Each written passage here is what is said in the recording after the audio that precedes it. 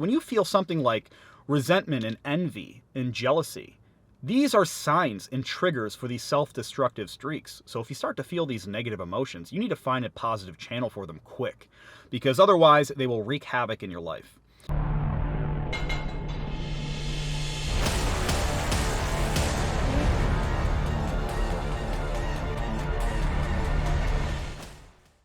Good morning, brother. Welcome to another morning motivation. This morning, I want to talk about self-sabotaging habits. You know, the French call this the self-saboteur. It's a part of our personality, right? That for some reason just starts to surface sometimes and just causes destruction and chaos into our life. You know, maybe that is in the form of eating habit. You know, maybe you're on a good weight loss journey and you've been making good progress. So then you decide to reward yourself with something. You know, maybe you're like, I'm going to have one cheat meal. But then one cheat meal leads into one cheat day, and one cheat day leads into one cheat week. And the next thing you know, you gain all the weight back that you made progress with. It's a self-destructive habit. It's like once you make progress, you tear yourself down. Another example of this is when some people have like positive relationships in their life, and they've never had an ideal representation of a good relationship.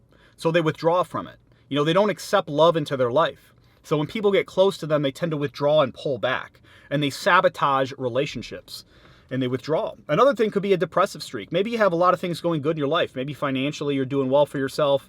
You know, maybe you have a good support system and family around you. You know, maybe you have good habits and hobbies, and maybe you're in good shape. But then for some reason you get into this depressive episode, like this rain cloud follows you around. And then the next thing you know, you're on a self-destructive streak and you're tearing down all those things. Maybe you quit your job, maybe you break up with your girlfriend or your significant other, you know, and then maybe you end up gaining some weight or losing weight, you know, and not eating or eating too much. You know, there could be many, many ways that you exhibit these self-sabotaging behaviors, but just know that we all possess them. Sometimes they're just so elusive and we don't really know where they're coming from. We don't know how to identify them. We don't even know that they exist sometimes. You know, it's interesting because when I think back on it, there's been many clients that I've had in the past that have just been these self-sabotaging forces of destruction to their life. You know, there's been examples of the binge eaters, you know, people that make good weight loss progress, and then they go on this streak. I had this one client who was making good weight loss progress, and him and his girlfriend really didn't have, or him and his wife rather, didn't have any habits or hobbies. You know, they didn't, what they liked doing was going out to eat. And when they started going out to eat, they couldn't stop, you know, because it was a form of entertainment for them. So the guy, his wife had a fast metabolism, so she was real thin. It didn't really matter what she ate. But him, when he would eat, he would just get fatter and fatter and fatter and keep gaining weight. And then he would come back in to train with me, and we would take a body scan of him, and he would see that he didn't lose any weight at all.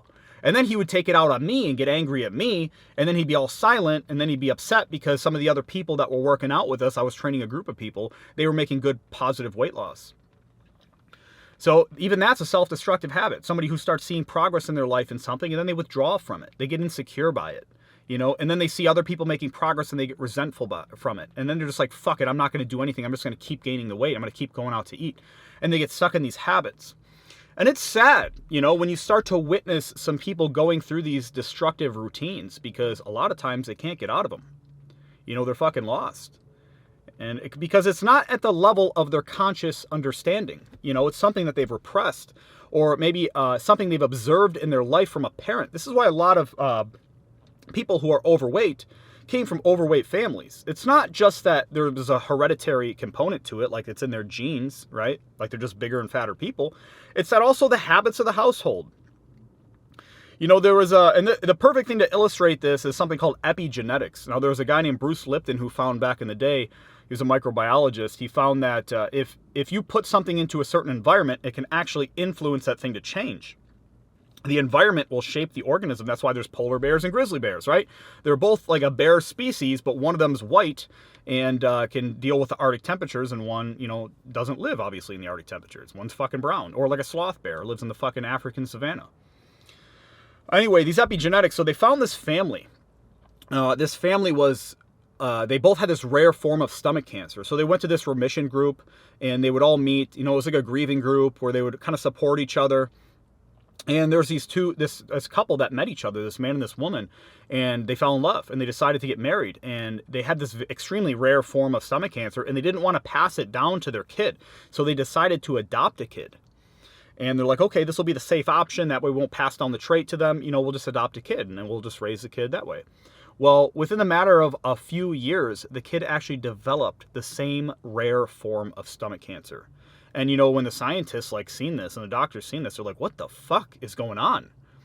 How did this kid get this rare form of stomach cancer? It's like fucking 1 in a 10 million chance that you get it. And he got it. So we realize that our environments actually play a massive role into our makeup physiologically, but also psychologically too, as well. So you got to be careful who you spend your time around. Okay. You also got to be careful of the destructive habits when they start entering your life. You got to understand, when you feel something like resentment and envy and jealousy, these are signs and triggers for these self-destructive streaks. So if you start to feel these negative emotions, you need to find a positive channel for them quick, because otherwise they will wreak havoc in your life. And the best ways that I know about doing it is, one, on the psychological/spiritual level, which is affirmations, mantras, and prayers and gratitudes. Waking up in the morning, just seeding something positive into your head. So you're reseeding your unconscious mind. So it's not those negative, binging, paralyzing, self-destructive habits. Instead, they're more hopeful, inspiring, and gratitude-based habits and ways of thinking. So that's number one. And number two, the physical element is, when you're feeling a negative emotion, you got to work it out through the body, my friend. There's an entire field of psychiatry and psychology called bioenergetics. It's essentially knowing that there is a mind-body connection that exists, that has been talked about for literally thousands of years in all types of spiritual texts. But they've been able to examine it in a scientific setting, realizing that your body makeup will actually influence your personality psychologically, right?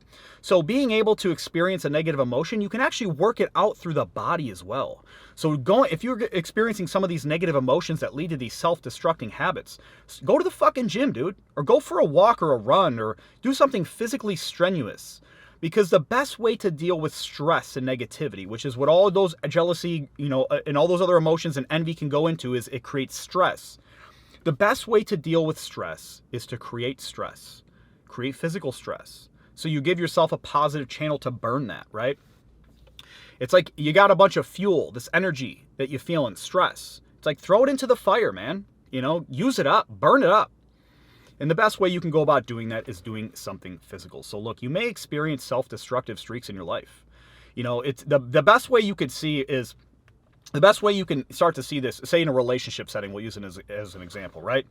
Say you've had the same types of women in your life. You're like, man, I just keep attracting bad women. One of my friends used to say that he would attract all the drunks, all the ladies who were binge drinkers. And I said, well, dude, you look like an alcoholic. You act like an alcoholic. You said your mother was an alcoholic. You're attracting alcoholics, right? You're in a self-destructive streak. You're attracting these people who are not good for you because you're trying to relive a trauma that you experienced. You're in a self-destructive streak. You need to learn to identify what you're doing to attract these people. Maybe change the way that you look. Maybe change the way that you act. Maybe change the areas in which you meet these women. You need to find a way to intervene, and that's going to be different for each individual person. But what you can do is look back at your life as a past reflection, and do you see a pattern of negativity that keeps following you? Once you can identify that pattern of negativity that follows you, you can go about fixing it, my friend. But you need to identify it first, because a lot of times it's outside of your conscious understanding. It's just happening automatically, and you're like, what the fuck is the problem here? I don't get why these things keep following me. These problems keep following me. So look back in your life, whether you got a journal, whatever you got to do, to look back at past instances in your life that you feel like you're repeating a pattern, and weed that motherfucker out. All right, my friend, I want to thank you for watching this morning motivation, and I will see you on the next one.